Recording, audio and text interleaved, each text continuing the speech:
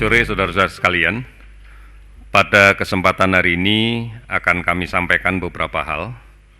Yang pertama, kami sangat bangga dan kagum dengan inisiatif seluruh masyarakat Indonesia untuk memastikan bahwa seluruh teman-temannya, seluruh keluarganya, seluruh koleganya untuk tetap tinggal di rumah.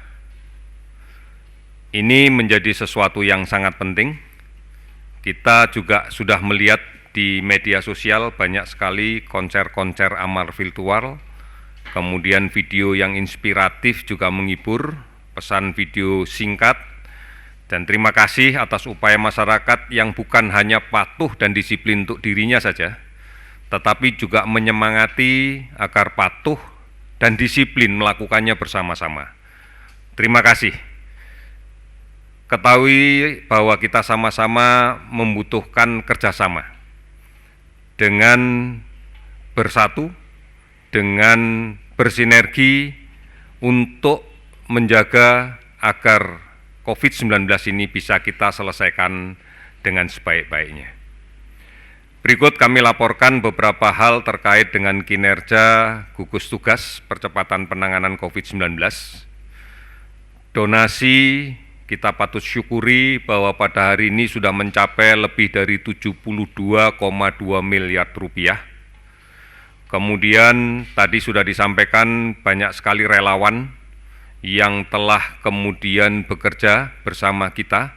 Salah satunya adalah tenaga kesehatan yang berada di daerah yang telah bersedia membantu penyelidikan epidemiologi dengan melakukan kegiatan tracing, penelusuran kasus, dan telah berhasil mengumpulkan lebih dari 7.193 spesimen. Oleh karena itu, tetap yang harus kita lakukan adalah mencari kasus positif di tengah masyarakat. Karena dengan kita temukan kasus positif di tengah masyarakat, maka kita bisa melakukan isolasi, dan kemudian kita bisa melakukan karantina agar tidak terjadi penularan di orang yang lain. Di dalam kesempatan ini beberapa hal akan saya laporkan juga, akan kami laporkan. Yang pertama terkait dengan kebutuhan APD, DKI telah mendapatkan distribusi sebanyak 85.000. Jadi saya ulangi lagi, DKI sudah kita distribusikan sebanyak 85.000 APD yang kita kirimkan pada tanggal 23 Maret dan tanggal 31 Maret kemarin. Kemudian Jawa Barat 55.000, Jawa Tengah 20.000, Jawa Timur 25.000, DIY 10.000, Bali 12.500, Banten 10.000. Kemudian provinsi yang lain di luar Jawa Bali ini sudah kita distribusikan sampai dengan rata-rata 5.000 pada 2 kali distribusi. Oleh karena itu, kita akan meminta rumah sakit yang berada pada wilayah provinsi tersebut untuk bisa menghubungi Dinas Kesehatan Provinsi, karena titik distribusi kami adalah di Dinas Kesehatan Provinsi. Ini akan terus kami lakukan sejalan dengan kebutuhan yang terus ada dan kemampuan produksi yang sudah bisa kita akumulasikan. Ini menjadi kesungguhan pemerintah di dalam kaitan untuk memberantas keseluruhan penyakit COVID-19 ini bersama-sama masyarakat, sudah barang tentu. Oleh karena itu, mari kita bersama-sama kembali lagi menekankan pentingnya untuk memutus mata rantai dari penularan ini. Kekuatan kita adalah berada di masyarakat untuk konsisten, disiplin, menjaga jarak dalam berkomunikasi sosial agar tidak terjadi penularan secara langsung dari orang yang positif COVID kepada orang lain yang rentan. Ini menjadi penting dan ini menjadi kebiasaan yang harus kita lakukan baik pada saat di rumah maupun berada di luar rumah. Hindari kegiatan-kegiatan yang penuh sesak, hindari kegiatan-kegiatan yang sifatnya berkumpul, hindari kerumunan. Karena dengan cara inilah maka kontak bisa kita jaga dengan baik. Kemudian yang berikutnya, banyak sekali penularan secara tidak langsung melalui perantaraan tangan. Oleh karena itu, biasakan mencuci tangan dengan menggunakan sabun. Pada air yang mengalir setidak-tidaknya 20 detik. Karena penularan tidak langsung melalui kontak tangan ini cukup besar jumlahnya. Akibat cemaran pada tangan yang kemudian menyentuh wajah, menyentuh mulut, menyentuh hidung, menyentuh mata. Ini yang harus kita lakukan. Oleh karena itu, sebaiknya memang bersama-sama kita untuk saling mengingatkan agar menjaga jarak, mencuci tangan. Ini menjadi sesuatu yang penting. Himbauan pemerintah sudah jelas, tinggal dilaksanakan, lebih aman berada di rumah.